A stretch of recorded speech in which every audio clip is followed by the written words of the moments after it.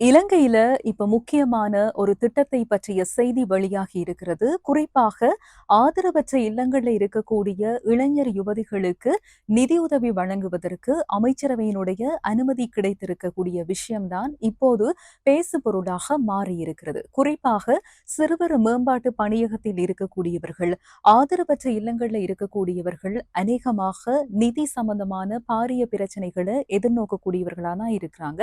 குறிப்பாக பெண்களா இருந்தாலும் சரி, ஆண்களாக இருந்தாலும் சரி, அவர்களுடைய எதிர்கால திருமணம் குறித்த விஷயங்களா இருக்கட்டும், அப்படி இல்லை என்று சொல்லி சொன்னா ஒரு வீடு கட்டுறது அல்லது அவர்களுக்கான சொத்து விஷயங்கள் எல்லாம் பார்க்கும்போது அவர்கள்ட்ட எந்த விதமான ஒரு நிதி உதவியும் இல்லாத ஒரு காரணத்தினாலதான் அமைச்சரவை தற்போது இதற்கான அனுமதியை வழங்கி இருக்கிறது.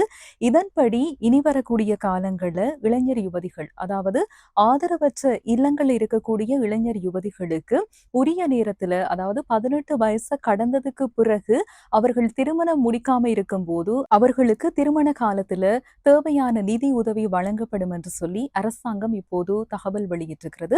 அது மட்டும் இல்லாம வீடு கட்ட போறாங்க அப்படின்னு சொன்னாலும், அல்லது அவர்கள் கல்வி சார்ந்த விஷயங்கள்ல ஏதாவது கை கொடுக்க வேணும் அப்படின்னு சொன்னாலும் முழுமையாக அரசாங்கம் அதற்கான நிதி உதவியை வழங்கும் என்று சொல்லப்பட்டிருக்கிறது. இதற்கான அமைச்சரவை அனுமதியும் இப்போது கிடைக்க பெற்றிருக்கின்றது. குறிப்பாக இந்த ஆண்டுக்கான, அதாவது 2025ஆம் ஆண்டுக்கான பாதீட்டு திட்ட முன்மொழிவுல இந்த விஷயம் சம்பந்தமாகவும் சொல்லப்பட்டிருக்கின்றது. இதன்படி 1000 மில்லியன் ரூபாய் ஒதுக்கீடு செய்யப்பட்டிருப்பதாகவும் அரசாங்கம் அறிவித்திருக்கின்றது. இந்த செய்தி நிச்சயமாக ஆதரவற்ற இடங்கள்ல இருக்கக்கூடியவர்கள், பராமரிப்பு நிலையங்கள்ல இருக்கக்கூடியவர்கள் மத்தியில மிகுந்த சந்தோஷத்தை ஏற்படுத்தி இருக்கிறது.